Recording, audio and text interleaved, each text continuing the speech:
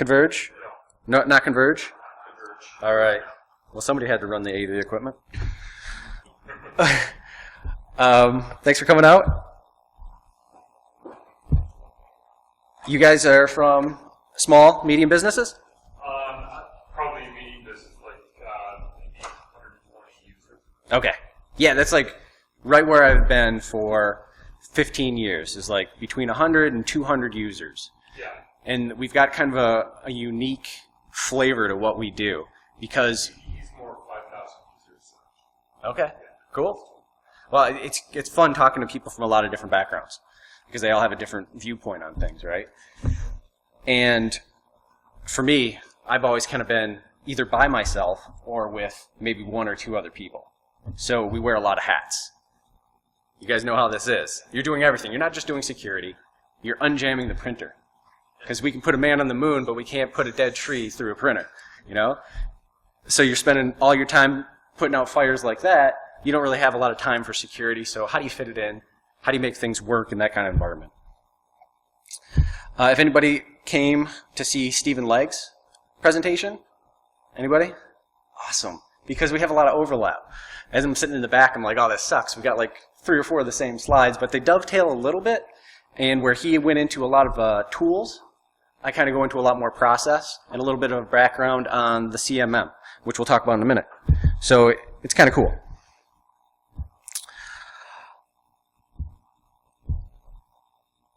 So again, I'm not going to talk about a lot of tools. It's more of like a roadmap, how you start your framework to get your process up and running. So like I said, for 15 years, I've been running a small IT shop. It's usually just me. And when you come to these conferences, there's a ton of good information. You know, really good high-level stuff, down in the dirt, like hacker stuff. It's all a lot of fun. But at the same time, what do you start with? Are you going to go home and run after a SIM? Are you going to go put in an IDS, new firewall? Because your VPNs aren't good enough? You know, there's a ton of information, and you got to kind of digest it and make use of it. And that's kind of the challenge for the small, medium businesses. Not a lot of time for security tasks. No budget sometimes for security tasks. That's kind of turning around right now because there's a lot of big news stories. You know, Target, everybody knows, everyone's heard about that, so we get a little bit more budget in that end, hopefully. So what I'm going to present is just a framework I use. It's pretty simple. Lead your efforts, help you make smart decisions, smart budgetary decisions, not chasing after every new product that comes along, letting vendors pickpocket you constantly because they want to. You guys all know that. I'm not going to go into a lot of tools. There's a ton of good stuff, good material already today on good places to get tools. So my background for this is, even though I've been running small IT shops, I wear a lot of hats. So I help operations a lot. I actually ran operations at my previous company for probably 2 years total out of that 15, where I was doing IT, but I was also running operations. So I got into a lot about ISO and process improvement, Kaizen. So a lot of what I do has that flavor to it, where I'm not going to just run after a tool, kind of make it part of the process so that you can follow up on it, make it work. The CMM. If you've had the displeasure of drinking with me, you probably heard me talk about this too much. So this is the part that Steve didn't really go into, but this is like the core of what I try to do a lot. And at the bottom here, in the ad hoc area, this is the bottom, this is chaos, which isn't always a bad thing. If you've got a startup, you've got a small company, you're growing fast, you're doing a lot of things, you're doing them really quick, but you might not have processes on how you do those things. So that's chaos down here. And then at the very top, you've got really strong processes, you're feeding back into those processes your lessons learned, and you're continuously improving. In the middle is where most of us probably are. So right here, I call that like the script kiddie area. So you've got processes maybe written for you. You've got a little IT helper who's got a checklist of how to set up a user, right? But you've only got that one process. So you're not completely documented. You may be a little bit off the script a lot of times. If you've got to do something really fast, you're not going through that record every time, and there's no follow-up to see if you went through that checklist all the way. So that's kind of the scope of the CMM.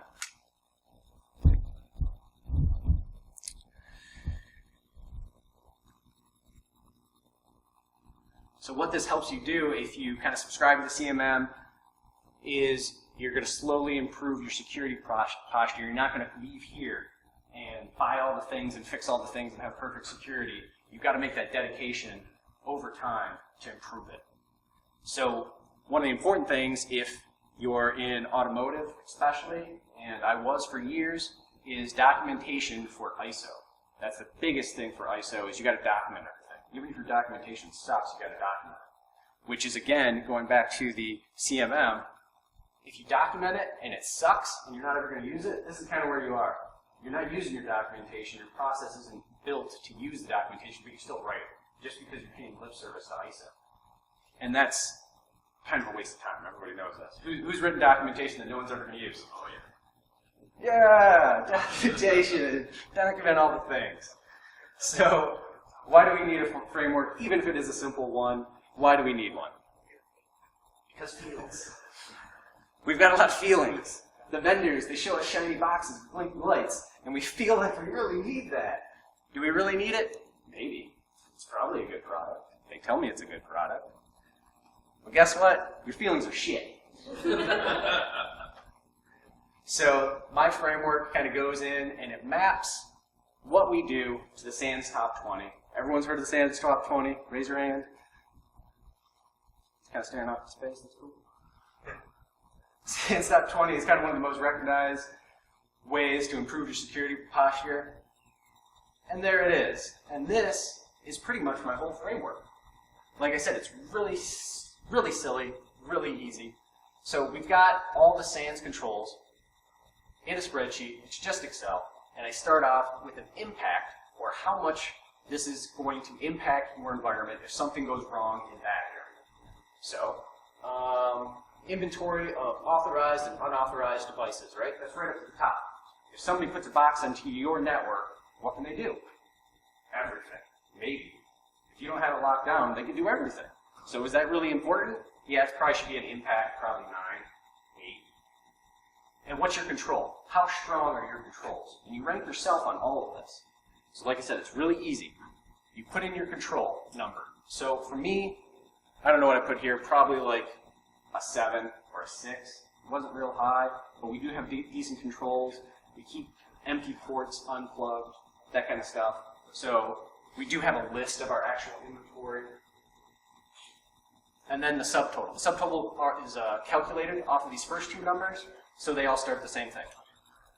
So you self-rank yourself. You put all your controls, all your impacts. Impacts are high, controls start low. So if you don't really have a lot of control, you start at 1. If it doesn't really have an impact, you start at 1. And then you invert one of the fields to get your relative threat. Then you sort it. What pops up at the top? That's probably the most important. So really, the first time I did it, it took me probably 2 hours to put together because I really thought about it. I went over the SANS list and saw how does this affect me? Is it important? And then what do I have in there to control it? Because a lot of times we don't even remember what we have in there to control it. Like, do I have an inventory list? No, I don't have a sheet of a list. Maybe I have a product. Like for us, it's bit 9.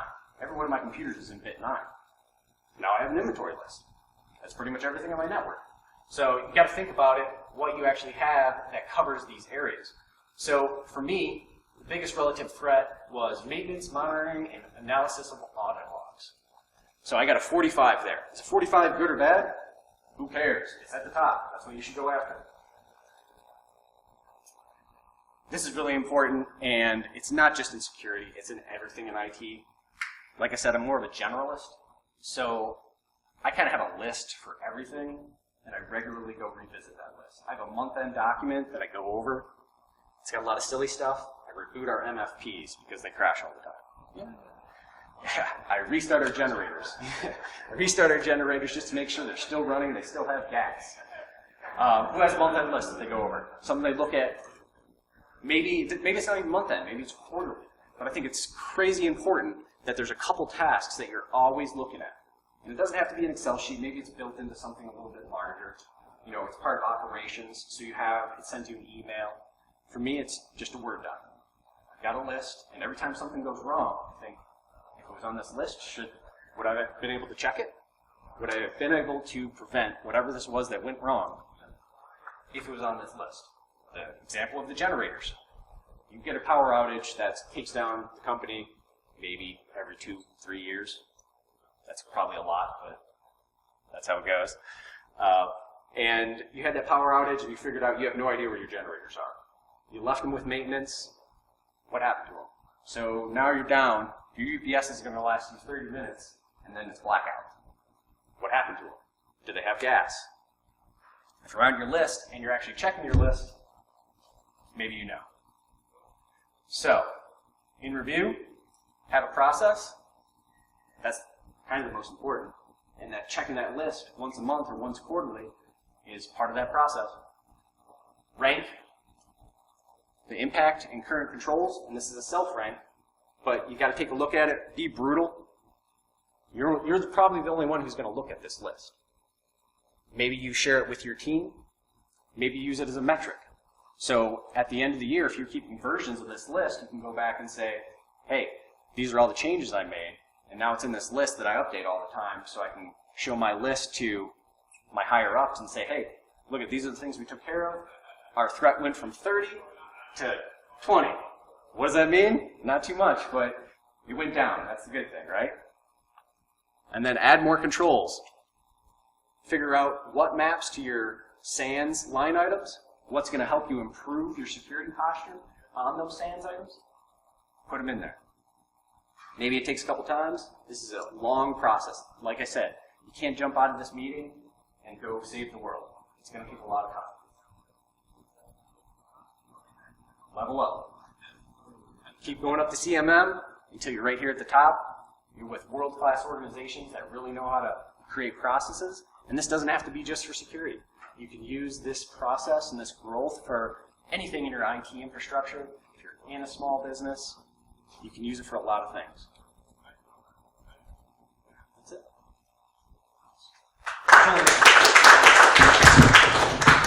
There's only a couple of us here, so I know we probably still have a lot of time.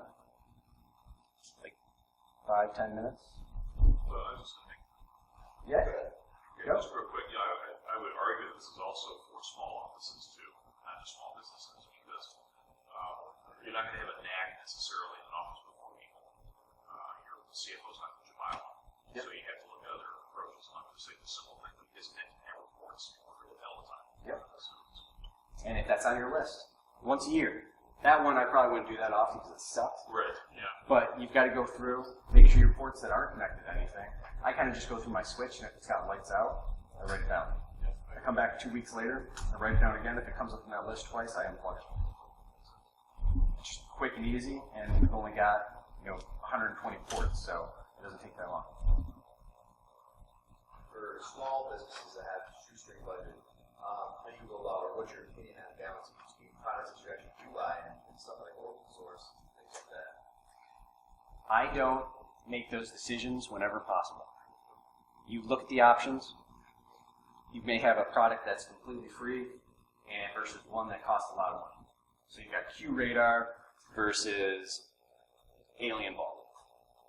What are the pros and cons? What's going to take you more time? And you take that up the chain. Who's your higher up? You make them make the decision. A lot of times we're not making the decisions, especially on expenses. We're making the guidance. And when it's a really expensive thing, that's just how it's going to be. You're not going to be able to spend the $50,000. So, if people higher up think it's important, then you do it. If they don't, try to find something cheaper that they will go with. My only small business guy right here. What do you think? I basically agree with you. Yeah.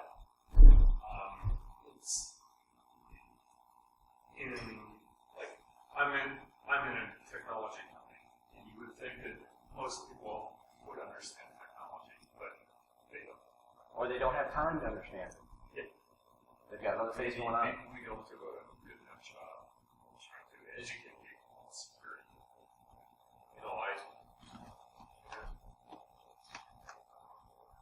I find win small battles, small battles. I totally agree with you. That security decisions, you're basically telling other people, here are the risks, here are the benefits, here are the products, make the choice. And a lot of times we want to make the choice. Because we want to. Of course you want to make the choice. We want to move it along. We may have strong opinions about it one way or another, but at the end of the day, it's a lot easier to sleep at night if the wrong decision gets made. You got to look at it from that It's angle. hard to Because your pager's always going off, right? Yes, sir. So you have this, this framework which you try to follow. I assume you share this framework with your higher ups. What is their opinion on this? Share this with higher ups, or the people that do make the decision, and how they feel about that? To them, it's a metric, and one that most of the time they're not especially concerned with. So I'll present it to them regularly to say, hey, this is what we're doing in this area. But it's kind of with everything else. This is what we're doing on the network end. Phone system. These are the upgrades we're making in security. So it's just another number. If it's staying stale for a long time, they might say something about it. A lot of times I present it to them on demand, so it's triggered from them. They say, oh my gosh, Target, what are we doing? This is what we're doing. This is where we need help. How can you help me? Can you approve these things at the top? These are my controls. That if I put them in place, it's going to help us. So from the larger business side, how do you guys handle the process at the lower level like that, like guiding what you're doing? And that's, we actually do a lot of CMM type approaches because you usually are inheriting something that somebody else created. There may be chaos, so you have to regularize it and so forth. The difference is the scale. We have over 1,000 virtual machines we have to deal with, so you have to break down the problem in a simpler task. Otherwise, it'll never get done. It'll just overwhelm and like can't deal with it. I'll look at something else that I can get my endorphins on and think I'm making a difference, but they're ignoring the larger problem. So unfortunately, I have to a lot of times prod. This is a difficult problem, but if you break it up and achieve it, I need to make some progress on it. So a lot of my job is sometimes being a taskmaster, but realizing that if you make these somewhat difficult decisions and scale them to 1,000 VMs and so forth, we can make a very meaningful difference. Right. What we try to do is achieve transparency so that we're not putting too many barriers in our work teams. We're a very creative company, and that's very difficult. And finding the right tools takes a lot of time. What we're finding is we'll chew through a tool and realize it's useless and get rid of it, but a lot of times they don't come out in the evaluation. So going to conferences like this and what other people are doing is also very valuable. You need a lot of peer discussion if you're talking at scale. Yep. And just with vendors. Yeah, the products that people talk about up here are very useful. But I can honestly say, coming to these conferences, the biggest thing I take away is inspiration. It's a kick in my ass to get going. And that's where I think all the value is. Good point. Thanks, guys. Thank you, Bridget.